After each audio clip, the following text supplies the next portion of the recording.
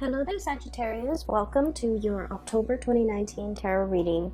It has been a while since I did a reading for you guys, so I'm really happy to be able to catch up with you all. I hope you all are doing well, and I apologize for my absence for the past few months. I hope that this reading resonates with you, that it also helps you navigate the energies. So, let me talk about what I sense when I was shuffling out the cards, okay, and then we'll talk about this spread. Needless to say, I feel like this spread is very, very focused on all the important love relationships in your life, okay? And I feel like we have four people here, like four court cards indicating people. And we have water signs, earth signs, and air signs. So you're dealing with a lot of people. And for some of you, you might be dealing with all three of them. Others, you might be dealing with facets of each of these characters. And then while others still might be dealing with like only one of these scenarios. But I feel like this is a month where it is very much about, figuring out the relationships in your life that are worth salvaging, the relationships that are worth still being in, and the relationships that have been draining. So I feel like there's a lot of reassessment going on here. Libra is about the balancing scale, and as we head into Libra season, I feel like the imbalances, unequal give and take, lack of reciprocity in relationships and in all partnerships, in all of our communication with another person will be very evident. And so it's a time for us to really take stock of what's not working or what is working, and to figure out solutions to balance out the give and take in relationships. Okay, so I feel like for a lot of the signs, for a lot of people in general, everything that has happened since the month of January moving into now in the month of October, I feel like you're getting signs and messages along the way to indicate to you what is lacking, what's not working in your relationship.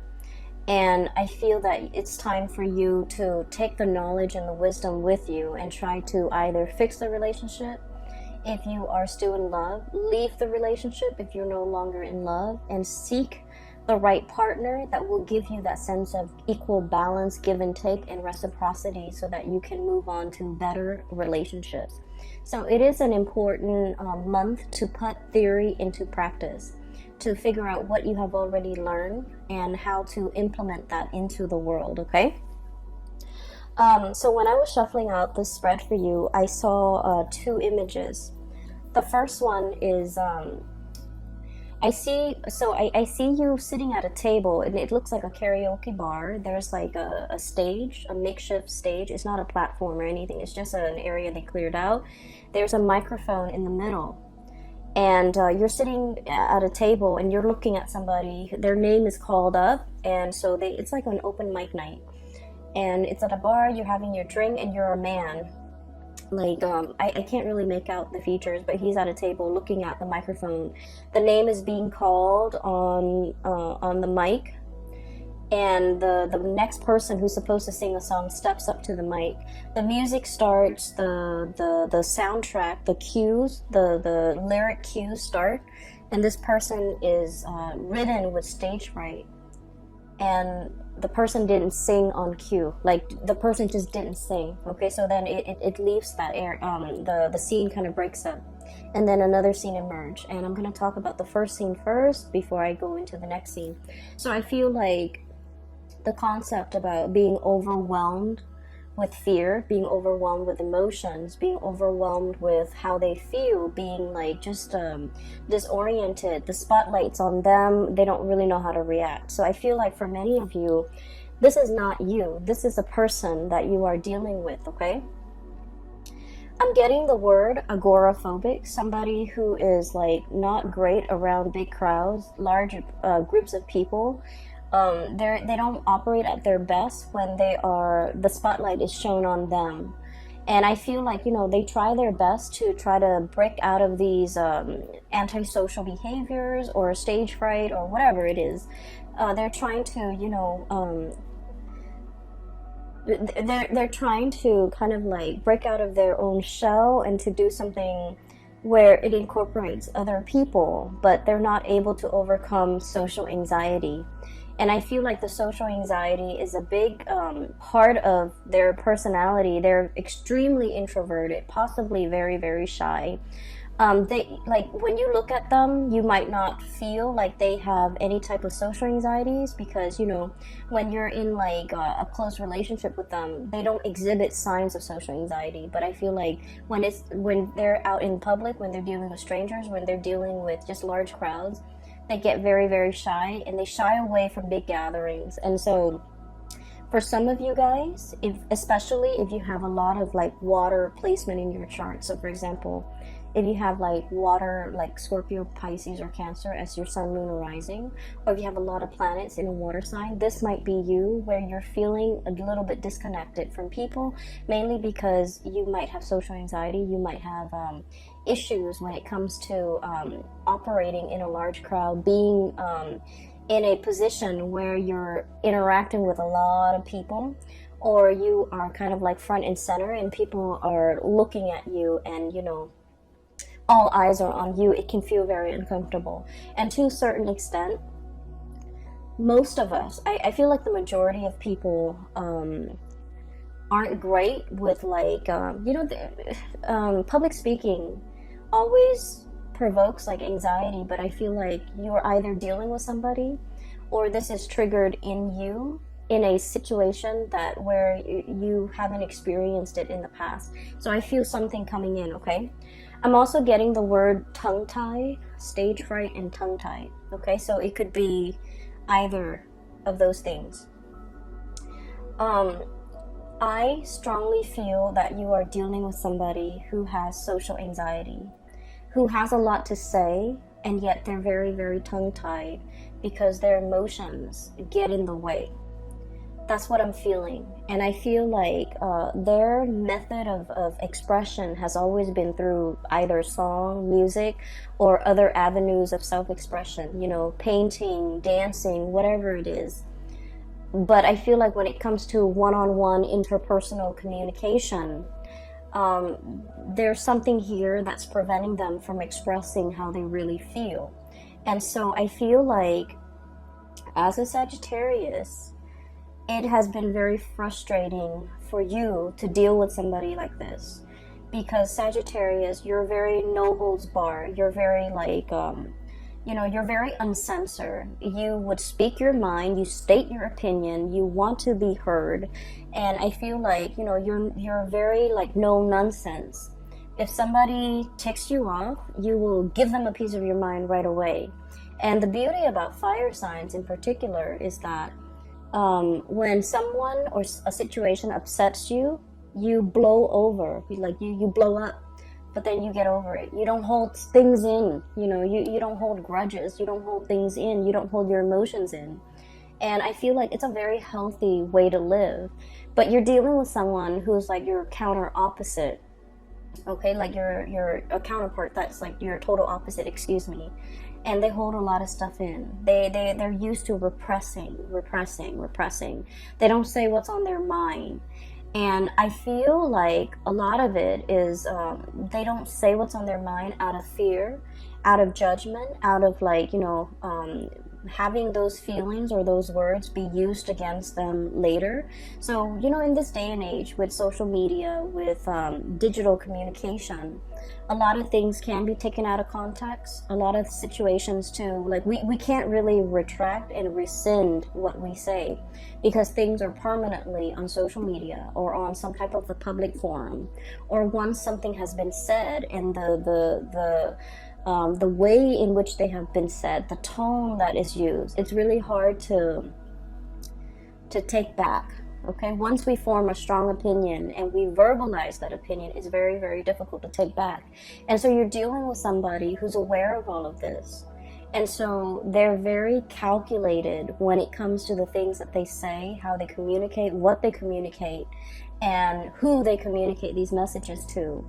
And from your perspective, you might feel like, oh my gosh, they are so cowardly. They are so they are so censored, they are so repressed, they are so scared, they don't know what they want. And so you run through the gamut, like these myriad of reasons why somebody or the other person might not, you know, express how they feel. But I feel like yes, they might be all of those things, but the important thing is that they have been repressed for a very, very long time. That was like a survival mechanism. That was how they dealt with grief. That was how they dealt with changes. And that was like, it's purely survival, okay? I don't blame people when they do things on a purely survival basis. Even as an adult, you know, we're conditioned to behave a certain way. And so I feel like it's hard for you to understand this person. It's very, very hard for you because you are out and free and you know, unaffected, okay? And you're very uncensored. And so you don't understand how somebody could be so different from you. So I feel like there's a lack of understanding here, but I also feel like there are issues with the other person. And I feel like a mix of cowardly, a mix of stage fright, a mix of social anxiety, a mix of repression, a mix of, you know, just life experiences that makes them very, very calculated when it comes to what they say, calculated when it comes to what they to expressing their emotions. Okay, so that's where we're at. Okay, so that's the first thing with that karaoke situation. The second image that I'm seeing here is I have this little boy. He's wearing a raincoat and his little backpack, and it's like in the morning, and it's kind of drizzling outside, and he's waiting for the school bus, okay? So he's about like 5 or 6. He's waiting for the school bus. The school bus is supposed to pick him up in front of his house, but he's in the porch because it's kind of sprinkling. And he's debating, you know, I don't want to go to school today. Kids are mean to me, or, you know, I just don't want to go to school today. I don't want to be in school. It's kind of rainy. I'd rather be home. I'd rather and I don't feel that great. And I feel like he doesn't feel that great. It's the weather affecting him. But, you know, children, they can't really verbalize these things. So he's just like, I feel crummy. I want to stay home today. I should tell mom that I don't want to go home. So he's like running through these thoughts in his mind. And then he's like, I don't want to go home. I don't want to go home. I don't want to go to school. I don't want to go to school. I want to stay home. And then he's still deliberating in his mind. Should I go back in and tell mom I don't want to go to school? And then just then the bus comes. And the bus door opens. And he's like, I don't want to go to school. Should I just go back inside and tell mom? And then he finds himself walking towards the bus. And then the door closes and the bus takes off because he took too long. Okay, so I feel like, once again, this could be you or another person that you're dealing with. And I feel like it's a situation where it's uneasy. You have like a gut reaction or a gut instinct on what you should do. Right? Like you might have a disaffinity for something, like a lack of liking for something, or an aversion to something, or like just a repulsion towards something.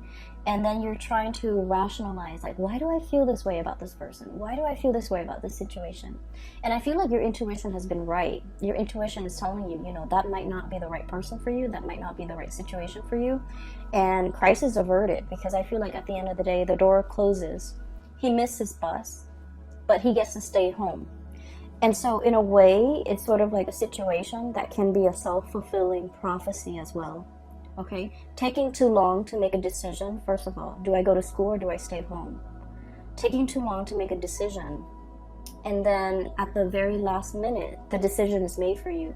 That option is ruled out for you. And so inaction, I feel, is as dangerous as like lack of action, or doing something where your heart is not 100% committed in it. It can lead to failure. Does that make sense? Because I'm feeling like there's a self-fulfilling prophecy. It's something that you're just like, oh, it's doomed to fail from the start. I'm just going through the motions to do it, but it's doomed from the start. And because you're half-assing it, and because you're like just going through the motions, and because you're also injecting a lot of just self-defeating negativity into a situation, it fails. And I honestly feel like this is not you, Sagittarius. This is somebody that you're dealing with, where they're like constantly mired in a very, very negative mindset. They don't look at the end goals. They don't look at, you know, pushing themselves past their limit. They let fears and discomfort gets the best of them. They don't challenge themselves. They're not inspired to be a better person. They're not, you know, grasping for these high ideals. So then whatever they do inevitably flops. And you might have witnessed this. You might have been, you know, dealing with them when they go through life and making these decisions. And it's like, the hardest people for a Sagittarius person to be around are people who are very, very negative, okay? I feel Sagittarius people are the most optimistic, are the most carefree, are the most like, you know, it's gonna work out, like just fearless people that I've ever encountered. And I feel like you're dealing with someone who's a naysayer, who's very mired in negativity, who's constantly like, they do things and they're just like, oh, it's not going to work out. So they give up even before they even try. They give up even before the situation started, or they shut something down before it has an opportunity to get off the ground. And you're realizing it now. You're realizing that energetically they are affecting you, okay? The other part of this that I want to emphasize is he wanted to stay home, right? Like the little boy, he wants to stay home. He didn't say anything. And then I feel like there's something here about, you know, tongue-tied, not being able to speak, not having the right vocabulary, not feeling fearful, feeling afraid, feeling censored, okay? So those are the key words as we head into this month, and hopefully these messages will provide a lot more clarity for you when you're dealing with with another person that behaves this way. So right off the bat, what I'm feeling is this is a month of major communications, okay? And especially as it relates to like feelings, emotions, being like where things are kind of laid bare. They're out in the open. They're happening very fast. This to me indicates usually like electronic communication that comes out either physically in person or like electronic communication where they're coming at you very, very, very fast and you have like a split second to respond, or timeliness when it comes to your response is very important, okay? So there's a lot of communication here. If we're looking at this situation, I feel like if in the past there has been a channel of communication that has been blocked, where you feel like you have to literally pry the answers out of the lion's mouth, okay? You have to like literally like pull out answers, command answers, or like demand it from another person. I feel like the floodgates are opening. So right off the bat, I feel like there's a situation where you are asking a lot of questions about to a person, or this is happening to you. And I feel like for many of you, if it has been, you know, the past few months of like constantly communicating with someone, wanting clarity, wanting like certainty, wanting something solid and concrete, I feel like the floodgates are finally opening because you have been dealing with somebody who is very tongue-tied, who's very afraid, who is very calculated in the way that they communicate, in the way that they speak. And so I feel like you've been pushing it and pushing it and pushing it, and finally the floodgates open. You're getting the communication that you're looking for. What we have here is a really, really beautiful situation. We have here the Ace of Cups, and this is denoting to me new love, okay? This is like an opening up of the floodgates where feelings are finally expressed for the first time. You definitely have somebody who's coming into the picture, coming forward to make you an offer. And what I sense is you are always very courageous when it comes to being vulnerable, okay? Being vulnerable is like the hardest thing for anybody to do. You put your heart out there, you put your feelings out there, you made yourself known, you made yourself available. You know who you want to be with. And you have made that very, very clear from day one. I'm not playing games. I want this, and this is all that I want. And I feel like because you have been adamantly pursuing it, there's definitely somebody coming into the picture for reciprocity, to reciprocate this outpouring of love. Somebody who's very touched, who's very like, they might have been guarded in the past, but now they're in a position where they trust what you have to say, they trust your emotions, they trust your feelings, and they're still very much shy and trepidatious about making this big leap towards you, jumping in the water, you know, enjoying this relationship even. But they're making an effort, okay? So I feel like it's slow, but it is very steady. And then I also feel like there was a situation in the past where somebody was too strong with their emotions, and I feel like they were too strong, too direct, too fast, too soon, and I feel like the other person got really scared, and they've had some time to mull things over, and now they're coming back in to reciprocate, to have this conversation, to talk about things, to offer you, you know, they might say like, well, wait a minute, you're coming a little bit too strong, but I do like you, and I feel like, you know, let's take it slow. So I feel like there's somebody here who's wanting to slow things down, not because they don't feel the same way, but because they're rational, and I feel like, you know, they don't want their emotions to get the best of them, okay? It's not a bad thing to slow things down, but I definitely see a situation where there is tremendous outpouring of love, and you're going to get that reciprocity between you and another person. The other person has been thinking about you, okay? We have here deep in contemplation when it comes to matter of the hearts, the Queen of Cups. Deep contemplation. How's this going to work? How's the future going to look? How are we going to work together as a unit? Where are we going to live? What are we going to do? How do we navigate each other's energies? How do we live in the same space? How do we share resources?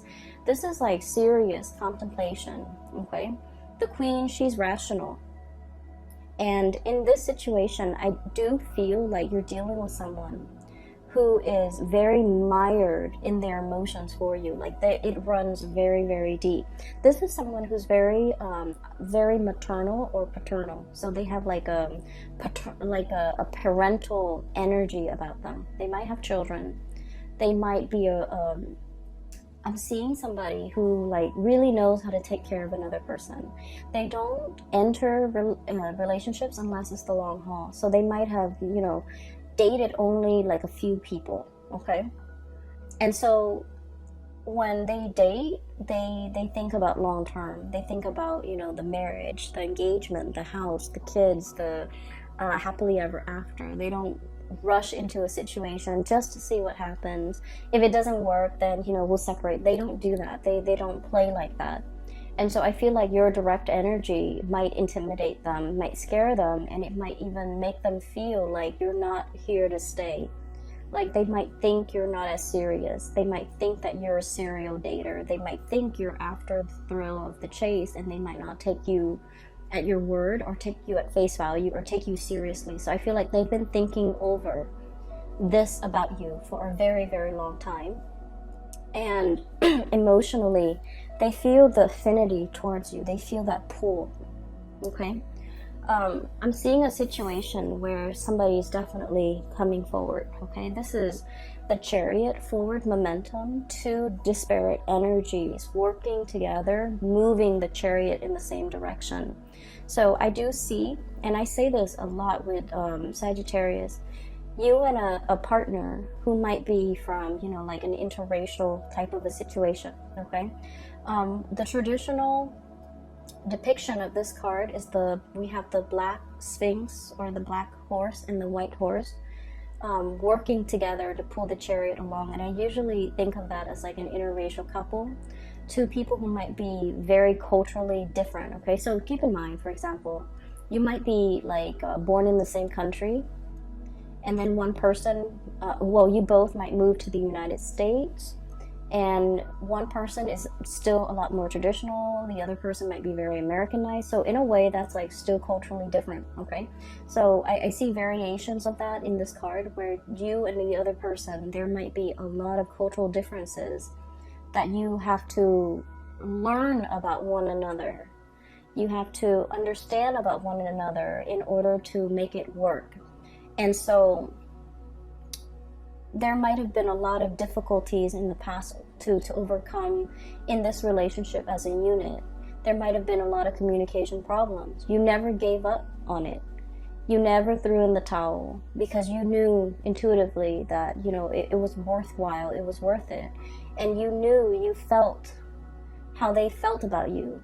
You felt it even though they never said it, because they were scared of their feelings. They were afraid of being found out. They were afraid of, like, you know, how they felt. They were afraid. They were running from it. And I also feel like they were so, it caught them off guard, and the feelings were so strong that it was hard for them to verbalize it, and they were afraid of it. They didn't want to face it. They didn't want to admit to it. They didn't want to talk about it.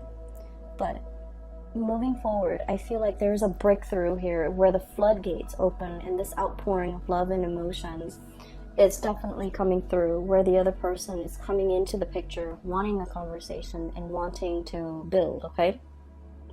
You have another character here, so that's, I see one person who's very afraid, and then I have another person who's very calculated with their words, with the things that they do. They're very measured with what they do. So this is one person here, and I see another person. And this person shows up here as the King of Pentacles, okay? It doesn't matter. I'm not reading the signs anymore because I feel like you have crossovers. You have people with so many astrological placement that the signs, sun sign or moon sign or rising sign, it doesn't even matter anymore.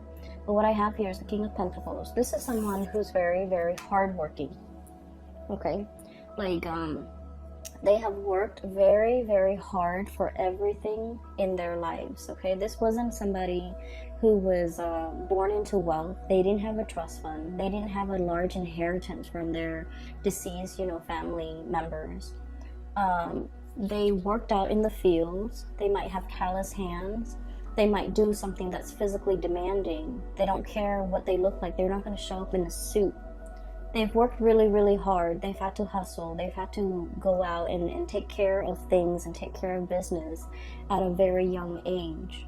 And when you're deprived of a childhood, when you've had to grow up really, really fast, when your whole life was all about work and responsibilities, you can be very, very emotionally absent, right?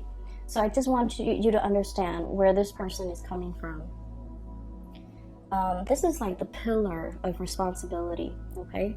This is somebody who make a lot of sacrifices for the greater good. This is also somebody who really craves stability. They crave predictability. They crave hard work. They crave an opportunity to prove themselves.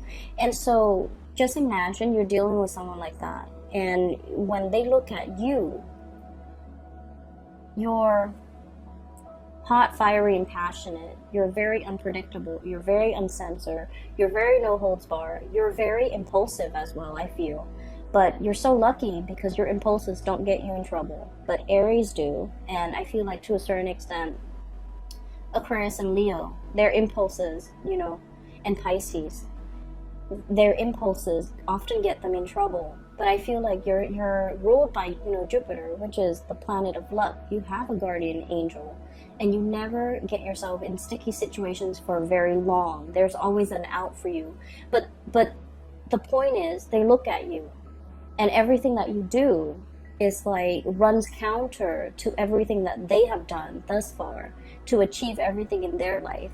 So they look at you as a wild card. They look at you as kind of like, it's exotic and fun and exciting and passionate, but it's unstable. That's how they perceive you. And so this is not somebody that enters situation, relationships, friendships, with like, you know, arms wide open. They're calculated with the things that they say. They're calculated with, you know, projecting outcomes. They crunch numbers. They think about odds and probabilities. And I feel like the odds of them going after you is very low, mainly because they feel like it's a wild card. I feel though there's still going to be communication with you and this person. This is what I usually call, like, you know, ringing the bell, okay? This is like the lobby attendant somebody coming in, making their presence known, ringing the bell, and they're going to make their presence known. There's still going to be communication. They're still enthralled and seduced by you. And I also feel like they're still very much like wanting that connection. But I do sense, and I'm not into, telling you to change your behavior or anything like that in order to be with this person. I just feel like it's going to take some time. It's going to take some time for them to learn to trust you completely. It's going to take some time for the two of you to work out your differences. It's going to take some time for this person especially to really open up. And in the meantime, the love, the affection, the chemistry is great. And the attention that you give them is really good for their ego. They really enjoy it. But I feel like there's a little bit more of a heart-soul connection here. But I also feel like you're putting a lot of work in this situation. It is time for you to kind of like step back a little bit and let this person come forward towards you. So don't take this burden upon yourself. Let this person share the burden. Let this person do the work. As soon as you realize that you can lay down these wands, you're going to know that, this person is so reliable. They're going to pick up those wands and walk alongside you. So I feel like there's a situation here where you're pushing, and you might need to take a breather, take a step back, and they're going to start to come forward, okay? So don't do things out of just, don't do things out of that impulse of emotion, needing to show the other person, needing to prove to the other person. I feel like it's time for you to kind of like give this connection a little bit of a rest, because then you're going to realize that they're going to come in and reciprocate. What we have here is your ships finally coming into the picture. Okay. I see a lot of career success here for many of you. I mean, aside from this situation, I do feel like you're in a position where you're in a leadership capacity. You're leading people, you're teaching people, informing people. People are coming by to ask for your opinions, your ideas, and things like that. And so you're in a really good position professionally. You have been spending a lot of time working on this area of yourself, either bearing yourself from in work, or working on projects that really bring you a lot of joy and passion, like projects that are expansive, that are helpful to humanity, I feel, in some way, and just projects that you closely, your values and the values of the projects are closely aligned. And because of that, I feel like you're hedging, or you're on the verge of, some major breakthroughs when it comes to your career.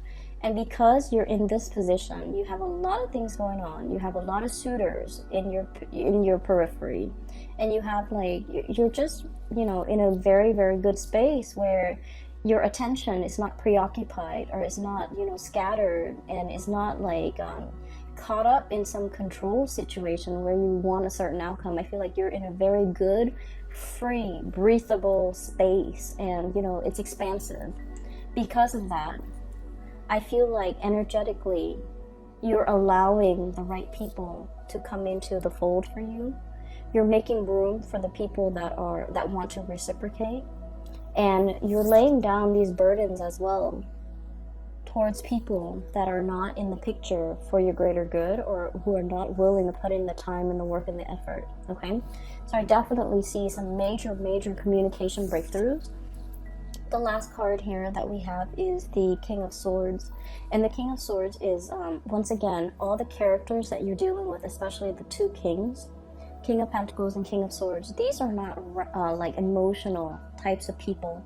They might feel that you're very emotional, and they might feel like your emotions fluctuate, and so they want something a little bit more stable. And I feel either way, you have gone a long way when it comes to your maturation level, when it comes to emotions, when it comes to work, when it comes to your ability to kind of control your impulses, control yourself.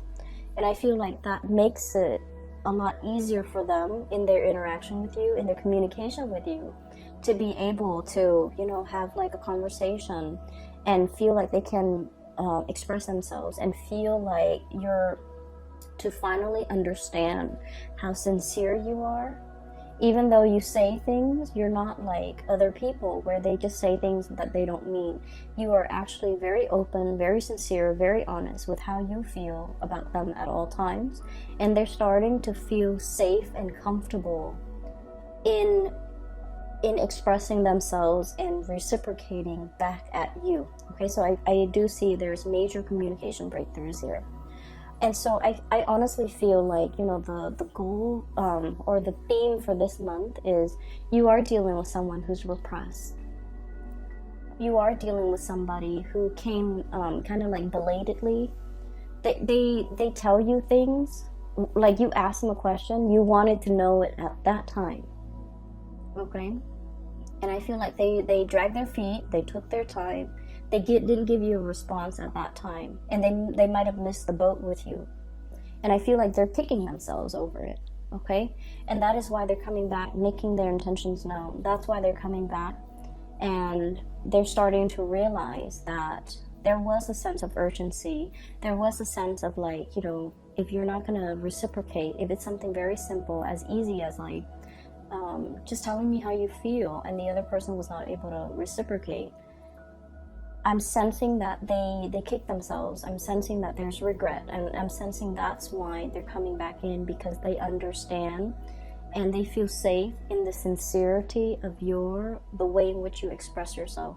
Okay, it's like you have been nothing but upfront and honest, and then I felt like the other person, it's almost like when you're dealing with so many sleazy people and then you meet like a really nice honest one, it seems like it's too good to be true. That's what I feel is happening to your person, where you're very upfront and honest, and they're like, it's too good to be true. That person must be hiding something. That must be a facade. That must be a front. That can't be real. Okay? They have their own hang-ups, Sagittarius, and you kind of just need to let it be.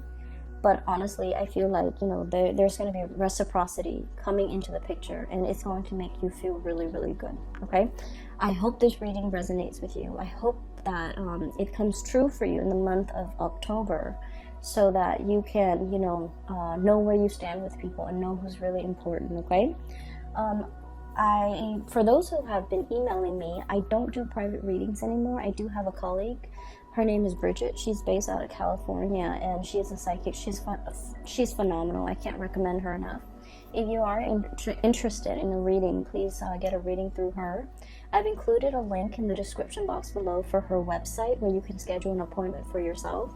I do wish you all the best, Sagittarius, and best of luck with everything, okay? I'll talk to you guys soon. Bye-bye.